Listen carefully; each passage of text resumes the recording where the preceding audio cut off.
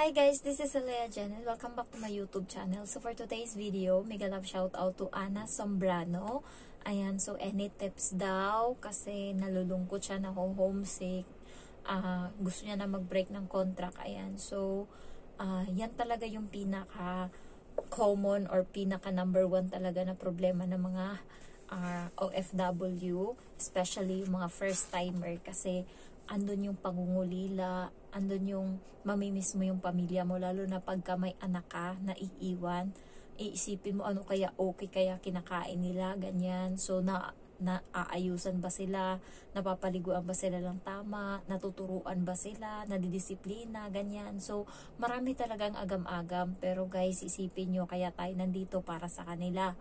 Ayan, kaya isipin nyo na ako nung bago ako, naho-homesick din ako. Hindi naman yung malala yung homesick ko. Ako lang nung mga pang 2 buwan ko ata, 3 buwan, naiisip ko, worth it pa ba itong ginagawa ko? Dalaga naman ako, wala naman akong pinapakain, tapos babae naman ako, mabubuhay naman ako sa Pinas kahit na nandun ako nagtatrabaho. Bakit kailangan ko pang pumunta dito? Bakit kailangan ko pang magpagod, ganyan? So, nakakapagod din kasi. So, ayan, minsan kapag nagtutupi ako, pumapasok yan sa isip ko na parang, grabe naman. Parang, alam mo yon, gusto ko nang umuwi. Nung bago ako, ay, ayoko pa talagang umuwi nung unang buwan kasi iniisip ko, mga babayaran ko pa. Sabi ko, pagka makatatlong buwan ako, mabawi ko na yung nagastos ko. Uuwi na talaga ako kasi parang ano na, alam mo yon, yung parang hindi ka masaya, nakakapagod, yung paghiga mo pa lang sa higaan mo, plakda ka na kaagad, paghiga mo pa lang, hawak ka pa lang ng cellphone, may nahulog na yung cellphone sa mukha mo. Ganun ako kapagod nung bago ako dito guys, and sobra talaga.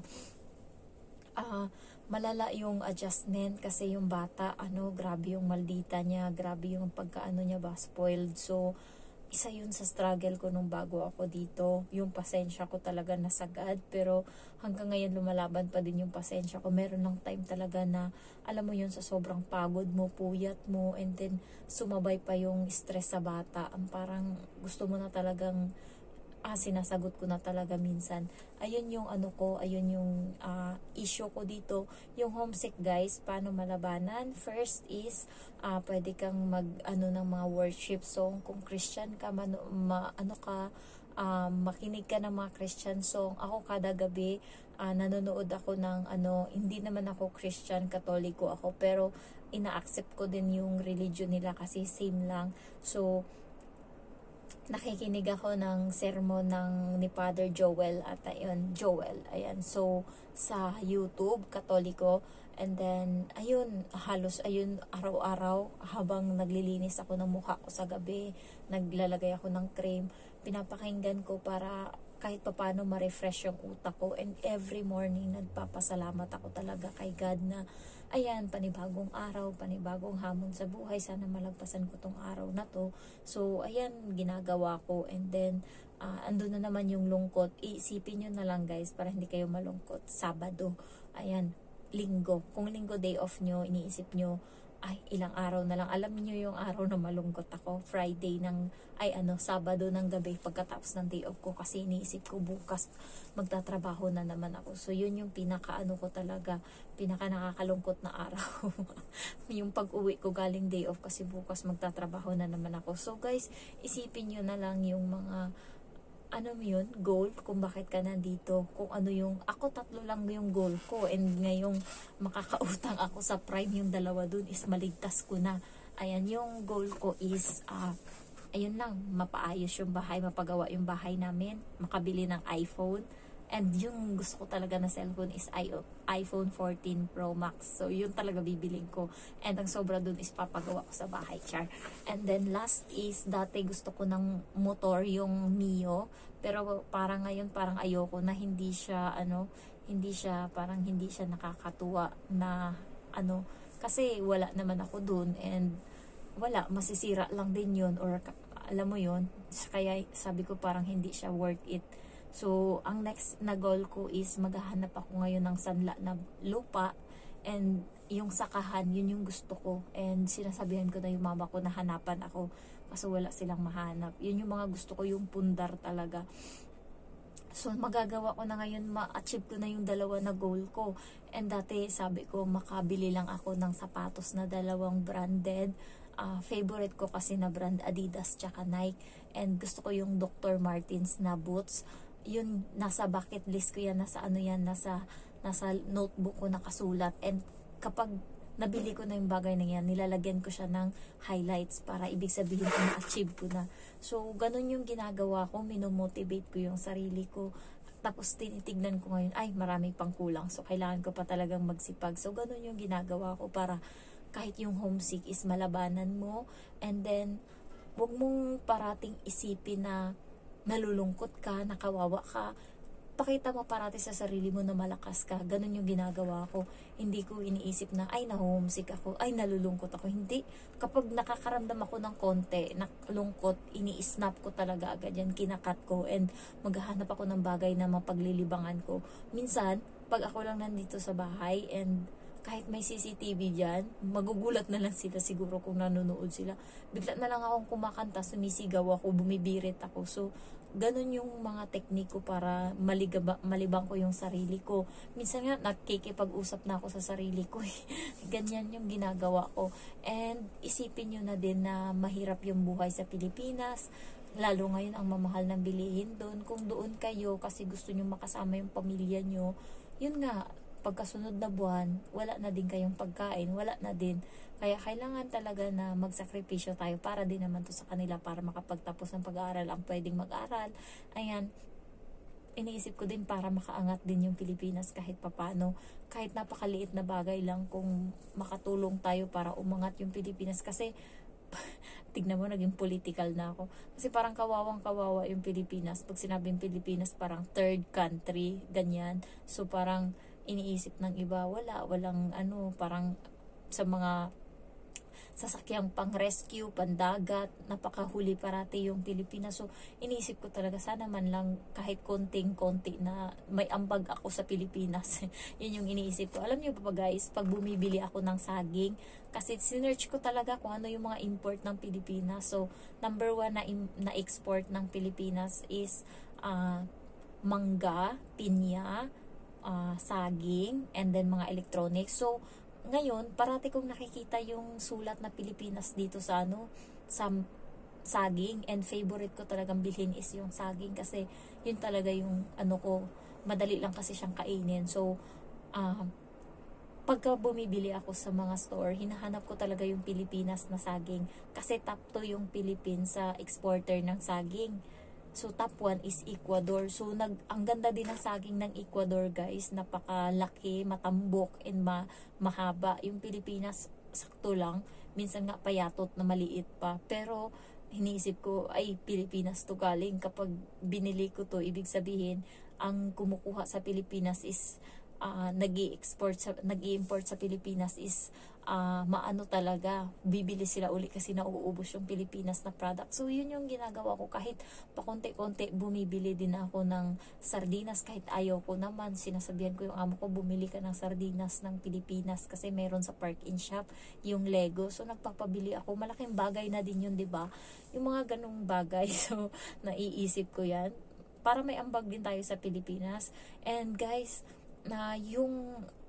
kasi, kung iniisip mo na naho-homesick ka, parang doon ka maluluklok kung ano yung iniisip mo. Parang nilalagay mo yung sarili mo sa isang madilim na lugar na ikaw lang nakakaalam. Yung parang kinakawawa mo yung sarili mo. Kaya yung homesick na yan, kahit sabihin, ibas nyo ko, kaya mong labanan yan kasi sa utak lang naman yan siya. Kapag kasi, kung ano yung sinabi ng utak mo, kung ano yung inano ng utak mo, mararamdaman mo yan. Yung parang, kapag snap nyo kaagad kapag nakakaramdam kayo ng lungkot. And siguro na din dyan yung mga amo na nakaka-stress din, kaya nadadagdagan yung lungkot ng mga helper. Ayan, yung gawin nyo na lang is pabayaan nyo, isipin nyo na lang na matatapos at matatapos din ang araw. Sabi ko nga sa kapatid ko, kasi na-stress siya, alam mo May, sabi ko sa kanya, huwag kang ma-stress, hayaan mo yung trabaho, matatapos ang araw. Kahit sabihin nilang ang daming trabaho dyan, kung alas 10, alas 11 na ng gabi, wala na silang magagawa, papatulugin ka na nila, bukas na naman yan. Kaya ganyan ginawa ko sa kapatid ko. Ako kasi dito guys, iniisip ko, ay, mahirap to ngayon, bukas iba naman yan. Kahit anong gawin nyo, hindi nyo mapipigil yung oras. Maya-maya, matutulog na ako. So, ganun ko, minomotivate yung sarili ko. Isipin nyo yung pangarap nyo, kaya kayo nandito. Kahit makabawi lang kayo, kahit na 1 taon lang, kung gusto nyo talaga. 1 taon, malaki-laking bagay na yun. May mga naipundar na kayo kahit papano. Ako nga, mag-1 taon, wala pang pundar, yung bahay lang, ganyan lang. Bahay, and then nabilhan ko ng cellphone yung papa ko, and then nabilhan ko ng bisikleta yung pamangkin ko, napautang ko yung ate ko ng 20,000, nabigyan ko yung mga kapatid ko ng pera kahit papano. Yung kapatid kong babae na isa, nabigyan ko ng 5,000, yung lalaki 5,000 din. Tapos yung isa kong kapatid 2,000, yung isa kong kapatid 2,000. So, alam mo yun, kahit pa konti-konti, kahit ganyan lang, malaking ambag na din yun kahit papano. So, iniisip ko na lang pag nandun ako, hindi ako nakakatulong sa kanila.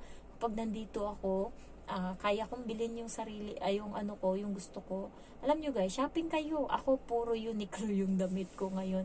Uniqlo, Baleno, Buseni. So, ayan yung mga damit ko, H&M. Ayan. And then, yeah, yan yung mga damit ko dito ngayon. Yung hindi lang branded sa damit ko is, Oxygen, Pilipinas ko to binili.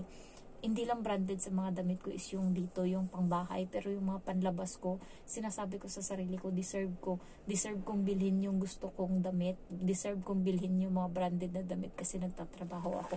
Kaya yung ginagawa ko, binibili ko kung ano yung gusto ko. Dati guys, sa Pilipinas, hindi ko nabibili yung gusto kong sapatos sa isang gusto ko lang, ganyan. Alam nyo ba, pag bumibili ako ng sapatos sa Pilipinas, 3 beses ko pa yan balikan sa department store.